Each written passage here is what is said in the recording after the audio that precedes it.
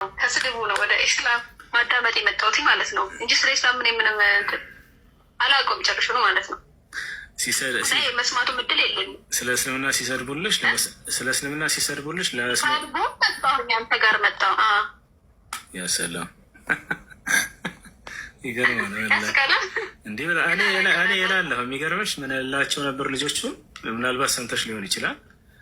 እናንተ ተሳዳቢዎቹ ወደ እኛ እየላካችኋቸው ነው ባላወቃችሁበት መንገድ። እነሱ የሚሰድቡላችሁ ስለ እስልምና በውስጣችሁ ላይ ጥላቻ ለማሳደር ነበር፣ ታውቂያለሽ። ነገር ግን በጣም እንደዚህ የሆነ ሃይማኖት ሰው ሊከተል አይችልም። ይገርማል በጣም እንደዚህ የሰው ልጅ ከሃይማኖት በፊት ህሊና አለን ስንወለድ አይደለን፣ አእምሮ አለን። ምን ዋን ሮንግ የሚለውና የትኛው ራይት እንደሆነ ማመዛዘን እንችላለን ሰዎች ነን። እና የሰው ልጅ አእምሮ እስካለው ድረስ ደግሞ እንደዚህ ሃይማኖት ሊከተል አይችልም። ትክክል። ደግሞ ጠያቂ ነን ደግሞ ስንፈጠርም። እኔ ከበፊት ጀምሮ ጠያቂ ነበርኩኝ። በቃ ኦርቶዶክስ ጋር እያለው ጠያቂ ነኝ። ለምን እንደዚህ ይሆናል ምናምን በቃ ከዛ ትወጣለህ። ከዛ ደግሞ ሌላ ፍለጋ፣ በጣም ብዙ ፍለጋ ውስጥ ነው ያሉት። እና ምን አይነት ስም እንዳተረፉ ታውቃለህ? አቋም የሌላት ሰው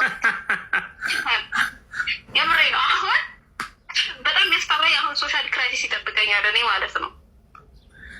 አብሽር። ለማንኛውም ሶስት ሃይማኖት ነው እኔ የተከተልኩትኝ። ሶስት ሃይማኖት ገብቻለሁ። ሶስቱም ሃይማኖት ውስጥ ምንም እንትን አልተቀበልኩኝም እኔ ኢቨን እግዚአብሔር የራሱን ህልውና ወይ የኢየሱስን ማንነት እንድትቀበል ራሱ መንፈስ ቅዱስ እገዛ ያስፈልጋል ይባላል።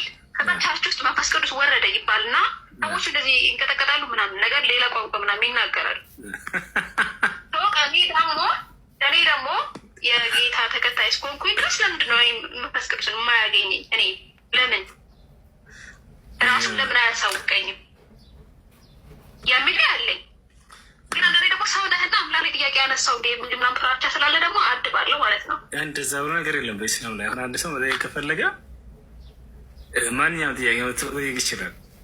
አሁን ስለ አምላክ የፈለግሽውን ጥያቄ ጠይቄ በግልጽ ሰውን ሳይሆን ሰውን እኮ አይደለም ራሱ ከእግዚአብሔር ጋር አንተ ለምን መንፈስ ቅዱስ ካለ ለምን አታገኘኝም? በጣም ብዙ ጊዜ ነው ተንበርክኬ የጸለይኩ። በቃ ዛሬ አገኘኝ፣ ዛሬ አስተምረኝ።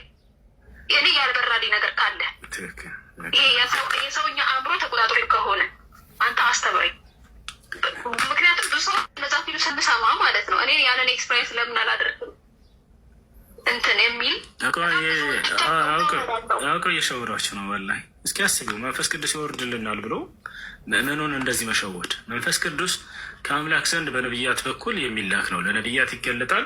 ለነቢያት ትምህርትን ተሰጥቶ አስተላልፎ ይሄዳል።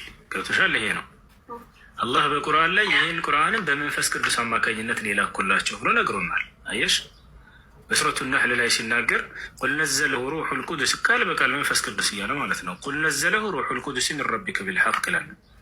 ሙሐመድ ሆይ ይሄን ቃል ከጌታቸው ከአላህ ዘንድ በእውነት መንፈስ ቅዱስ አወረደው በላቸው ይላል።